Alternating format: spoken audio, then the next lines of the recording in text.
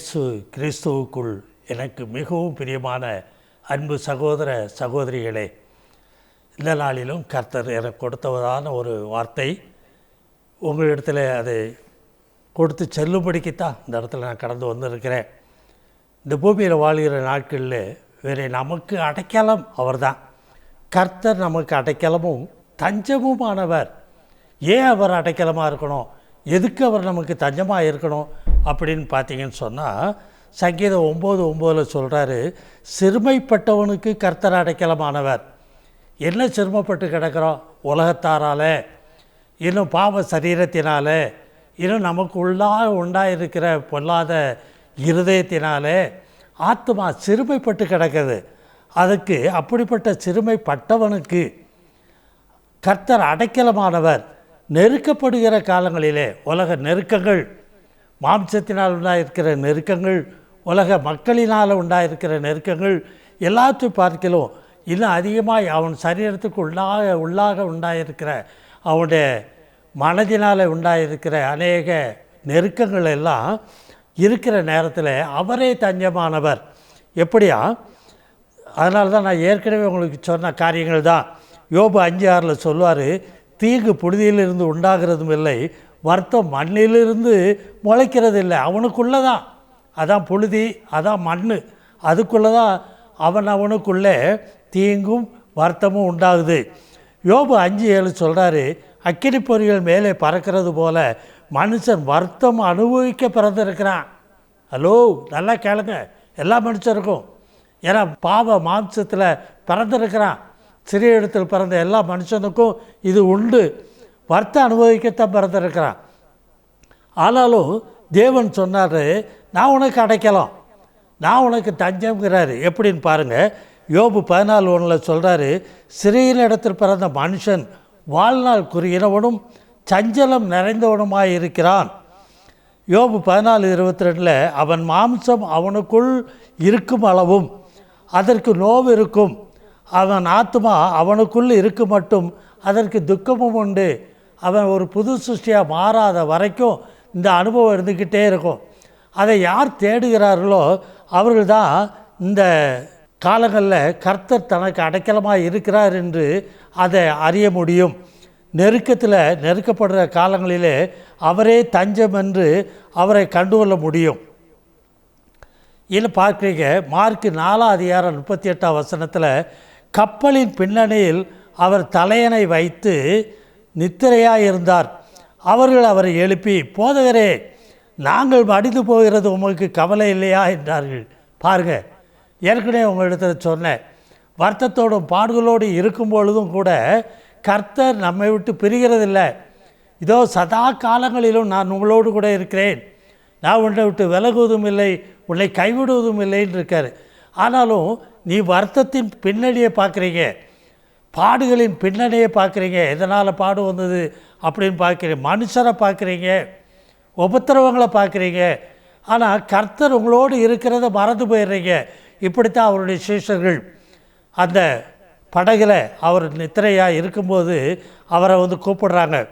Mark 4:39 பார்த்தீங்கன்னா, அவர் எழுந்து காற்றை அதட்டி கடலை பார்த்து, இறையாதே, அமைதலாயிரு என்றார். அப்பொழுது காற்று நின்று போயிற்று, மிகுந்த அமைதல் உண்டாயிற்று. பார்த்தீங்களா? காற்று இதான் உலகத்தில் உள்ள அநேக ஆவிகள் நம்மளை அமைக்கிட்டு இருக்கோம். காற்றுக்கு அது ஒப்பிடப்பட்டு இருக்கிறது. அங்கே என்ன உண்டாகுதா? அமைதல் உண்டாயிற்று. மார்க் 4:40 பார்த்தீங்கன்னா, அவர் அவர்களை நோக்கி, ஏன் இப்படி பயப்பட்டீர்கள், ஏன் உங்களுக்கு விசுவாசம் இல்லாமல் போயிற்று என்றார். வேதத்தில் அவர் கூட இருக்கிறாரு, ஆனாலும் அவங்க பயப்படுறாங்க. இதே தான் இன்றைக்கும் நீங்களும் நானும் அநேக காரியங்களில் தவறி போயிடுறோம். அந்த அனுபவத்துக்குள்ளே வரக்கூடாது. கர்த்தர் நம்மளோடு இருக்கிறார் என்பதை அறிந்து தெரிந்து இருக்கணும்.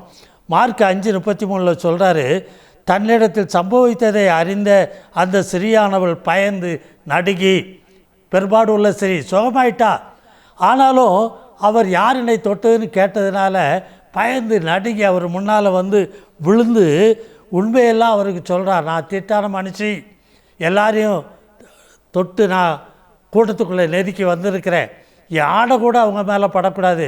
ஆனால் நானும் அந்த கூட்டத்துக்குள்ளே இடிபாடுகளுக்குள்ளே கடந்து வந்து பரிசுத்தராகிய உம்முடைய வஸ்திரத்தை தைரியமாக தொட்டேன். நான் தான் அப்படின்னு அவள் ஒத்துக்கொள்கிறா. அந்த நேரத்தில் தான் அவர் பெரிய காரியங்களை சொல்கிறாரு. அவர் அவளை நோக்கி, மகளே, பார்த்தீங்களா, அவர் அவளை பார்த்து, எல்லாரையும் பார்க்கல, அவளை பார்த்து, மகளே, உன் விசுவாசம் உன்னை ரட்சித்தது, என்கிட்ட திருப்பு. பெரும்பாடு உள்ள சிறிய போல வெக்கப்படாத, பயப்படாத, கலங்காத, திகையாத, மற்ற மனுஷரில் பாராத, என்னிடத்தில் வா என்று கூப்பிடுறார் அவர். நீ சமாதானத்தோடு போய் உன் வேதனை நீங்கி சுகமாயிரு. யாருக்கோ ஒரு ஆளுக்கு மட்டும் இப்படி செய்தால் நினைக்காங்க, உங்களுக்கும் இதே காரியத்தை அவர் செய்ய வல்லவராக இருக்கிறார். அதை நீங்கள் அறிய தெரியணும். வேதத்தில் தெளிவாக சொல்கிறாரு. அவர் எப்படி அடைக்கலமும் தஞ்சமுமாக இருக்கிறான்னு பாருங்கள். நெருக்கப்படுகிற காலங்களில் நமக்கு அவர் தஞ்சமானவர். சங்கீதம் 50:15 பார்த்தீங்கன்னா, ஆபத்து காலத்தில் என்னை நோக்கி கூப்பிடு. புருஷனே இல்லை, மனைவியே இல்லை, பிள்ளைகளே இல்லை, வேறு மனுஷர்களே இல்லை, ஆபத்து காலம். இந்த ஆபத்து காலத்தில் உன்னை காத்துக்கொள்ளும்படிக்கு என்னை நோக்கி கூப்பிடு அப்படிங்கிறார். நான் உன்னை விடுவிப்பேன். பாருங்கள், சொல்கிற ஒரு சாதாரண ஆள் இல்லை, சர்வ வல்லவர், விடுவிக்க வல்லவர். நோவாவை காப்பாற்றினார், அவர் குடும்பத்தை காப்பாற்றினார். நான் நிறைய காரியங்களை உங்களுக்கு பழைய ஏற்பாட்டு காலத்தில் சொல்ல முடியும். புதிய ஏற்பாட்டு காலத்தில் அவரை நோக்கி கூப்பிட்ட குருடர்களுடைய கண்களை எல்லாம் திறந்தார். கண்ணே தெரியாது, ஆனாலும் அவர்கள் தைரியமாக கூப்பிட்டார்கள், தாவீதின் குமாரனே. நடந்து போகிற மற்ற கண் இருக்கிறவங்கெல்லாம் நசரேயன் வாய இயேசு போகிறான்னு தான் சொல்லிக்கிட்டு இருந்தாங்க. அவனை கூப்பாடு போடாதேன்னு சொன்னாங்க. ஆனாலும் மிகுந்த சத்தமாய் அவன் கூப்பிட்டான். அதனால தான் நெருக்கப்படுகிற காலங்களிலே என்னை நோக்கி கூப்பிடு. கூப்பிட்டியா? சும்மா கொஞ்ச நேரம் கூப்பிட்டு பிறகு கொஞ்ச நேரத்திலேயே வேறு விசுவாசத்துக்குள்ளே போயிட்டியா, வேறு நம்பிக்கையில் போயிட்டியா, விசுவாசத்தை இழந்துட்டியா? பாருங்கள், நான் இத்தனை தடவை கேட்டும் எனக்கு அவர் செய்யலையே. நீ கேட்கலாம், உன் மாம்சத்திலேருந்து சில காரியங்களை கேட்டுக்கிட்டு இருப்பேன். அதற்கு காலமும் சமயமும் வாய்க்கணும். அவர் நீதி நியாயங்களோடு தான் எந்த காரியத்தையும் செய்வார். அதைத்தான் பார்க்க போகிறோம். 18ஆம் சங்கீதத்தில் 2ஆம் வசனத்தை சொல்கிறாரு, கர்த்தர் என் கண்மலையும். அவர் தான் என் கண்மலை, கெட்டியாக பிடிச்சிக்கிடுவேன். எவ்வளோ வெள்ளம் வந்தாலும் சரி, நான் உயர ஏறுவேன், மலை மேலே வந்துடுவேன்.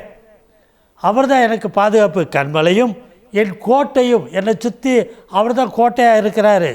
என் இரட்சகரும் என்னை காப்பாற்றுறதுக்கு இந்த பூமியிலே வல்லவர் அவர் ஒருவர் தான்.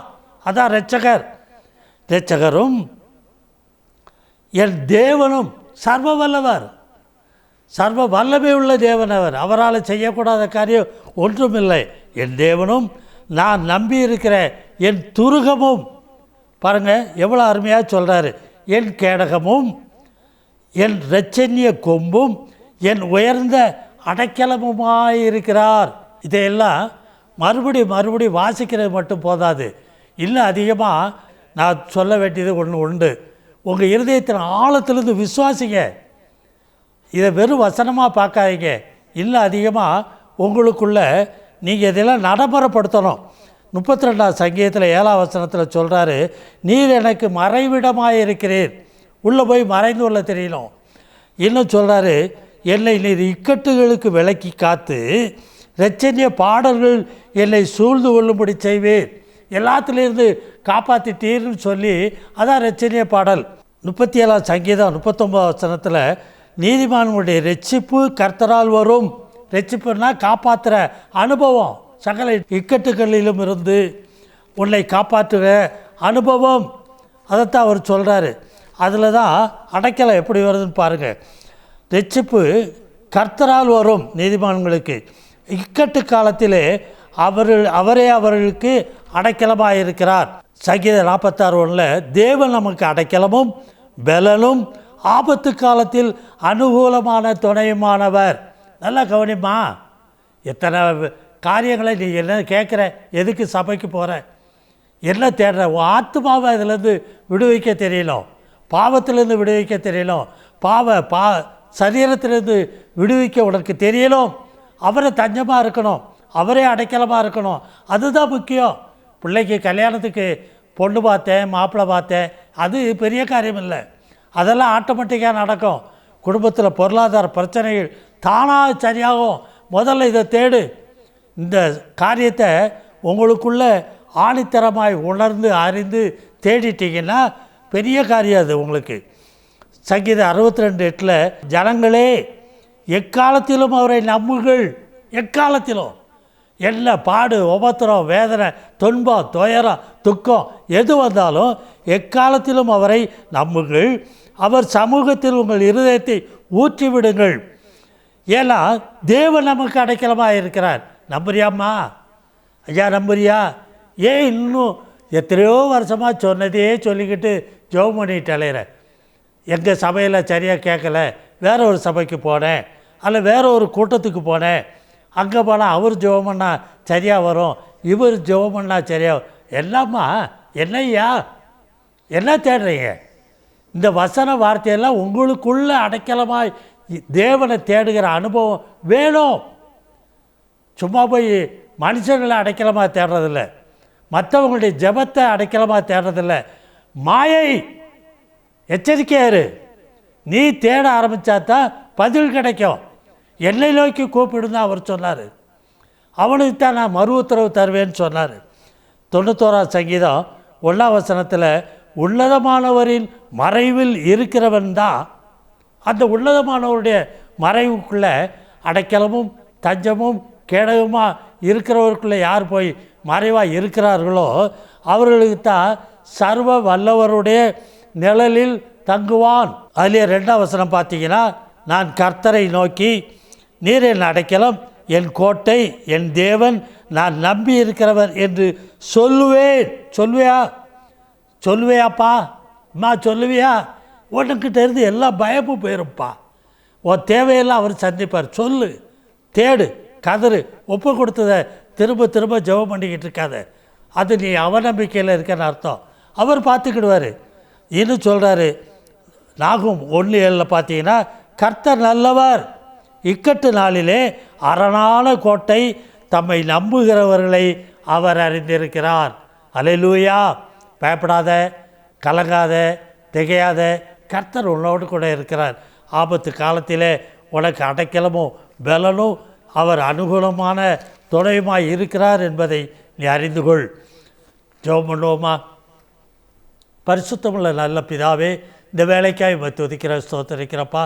தேவனே, இந்த நாளிலும் பிள்ளைகளுக்கு நீர் கொடுத்த இந்த வார்த்தைகளுக்காய் நன்றி செலுத்துகிறேன்.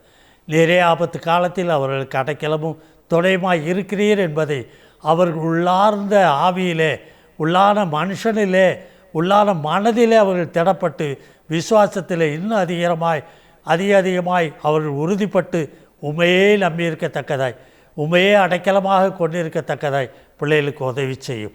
எல்லா இக்கட்டுகளிலும் இருந்தும் ஆபத்துக்களிலும் இருந்தும் பிள்ளைகளை விடுவியும். கர்த்தரும் அருமை இரட்சகருமான இயேசு கிறிஸ்துவின் மூலம் ஜெபங்களும் ஜீவனுள்ள நல்ல பிதாவே, ஆமென். For contact, Evangelist K.P. John David, Door of the Light Ministries, Kovilpatti, 628-502. Phone number 7200-620090, 8072148809. Bank details: State Bank of India, Kovilpatti. Account number 1101779511. Branch code 00859. IFS code SBIN 0000859. MICR code 627002011. SWIFT code SBI NIN BB 469.